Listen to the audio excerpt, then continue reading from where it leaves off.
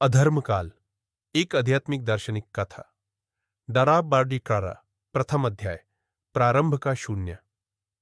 रात्रि के तीसरे पहर में जब पूरा नगर सोया था, एक परछाई जाग रही थी। उसका नाम किसी को नहीं पता था। वह स्वयं को न कहता था। बस न अस्तित्व, न उद्देश्य, न कोई इच्छा, न कोई पहचान। वह उस युग का प्रतीक था जिसे अधर्मकाल कहते थे। एक ऐसा युग जहां न कोई सत्य था, न कोई झूठ। सब कुछ धुंधला, गंदला, अस्पष्ट। धरती अब केवल शरीरों से भरी थी, आत्माओं से नहीं। लोग काम करते थे, पर उद्देश्य के बिना। लड़ते थे, पर कारण के बिना। प्रेम करते थे, पर भाव के बिना। ईश्वर को पुकारते थे, पर विश्वास के बिना। न नगर में भटका नहीं करता था। वह लोगों से नहीं पूछता कि वे कौन हैं। वह पूछता था, तूने अपने जीवन के लिए क्या किया है? क्या तूने अपने आप को जाना है? पर कोई उत्तर नहीं देता। लोग हंसते, डरते या उसे पागल समझते। किंतु एक रात्रि वह मिला एक वृद्ध से, नामहीन, मुखर, मौन वृद्ध। अराक सरकर। द्वितीय अध्याय।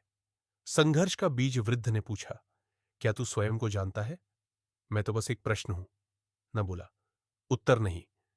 वृद्ध हंसा। उसकी हंसी में गूंज थी, जैसे कोई बहुत पुराना शंख फूटा हो। तो जान ले, इस युग में प्रश्न ही सबसे जीवित चीज है। उत्तर सब मृत है। न मौन रहा। वृद्ध बोला, तू खोज रहा है, पर किसे? संसार को, ईश्वर को, सत्य को? न बोला, स्वयं को। वृद्ध बोला, तब तू अधर्मकाल से टकरा चुका है। यह युग स्वयं से भागने का युग है। यहां जो स्वयं को पहचान ले, वह या तो जल जाता है या देव बन जाता है। अडरासा। तृतीय अध्याय। स्वयं से युद्धनंद ने भटकना छोड़ा। अब वह भीड़ में नहीं, भीतर में उतरने लगा। हर रात वह अपनी आंखें बंद करता और भीतर उतरता। वहां जहां स्मृतियां थीं, इच्छाएं थीं, डर थे, और एक गहरा अंधेरा कुआं था जहां से एक आवाज आती थी, तू कुछ नहीं है, तू व्यर्थ है, तू शून्य है। वह आवाज उसका ही चेहरा थी। अधर्मकाल ने हर आत्मा में एक प्रतिच्छाया बो दी थी, जो उसे स्वयं से काट देती थी। पर न ने प्रश्न पूछना नहीं छोड़ा। उसने आग में प्रवेश किया और जल गया। वह बर्फ में बैठा और जम गया।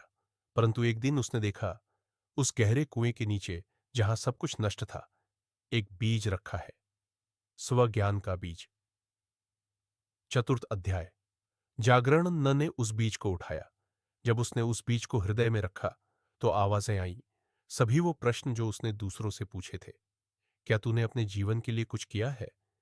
क्या तूने स्वयं को जाना है? अब उत्तर न के पास था। मैंने जाना कि मैं हूं, और यह जानना ही प्रारंभ है। बाकी सब ध्वंस है। दराता न। पंचम अध्याय। अधर्मकाल का अंत। नब अकेला नहीं था, वह एक बीज था। वह आत्मा बन चुका था। उसके चारों ओर अधर्मकाल अब भी था, अंधेरा, ठंडा, खोखला। पर उसके भीतर एक दिया जल रहा था। उसने वही प्रश्न फिर से नगर में पूछने शुरू किए, और अब किसी किसी के भीतर हलचल होती। किसी की आंख में आंसू आते, किसी का हृदय कांपता। और एक दिन अधर्मकाल के आकाश में एक दरार पड़ी, छोटा सा प्रकाश, जैसे युगों बाद सूरज की पहली किरण फूटी हो। अरराचेवन्न। उपसंहार।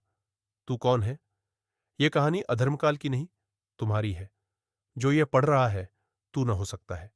तू वह बीज हो सकता है। अब तुझसे एक प्रश्न है, तूने अपने जीवन के लिए क्या किया है? क्या तूने स्वयं को जाना है? यदि उत्तर नहीं है, तो अधर्मकाल अभी भी जीवित है।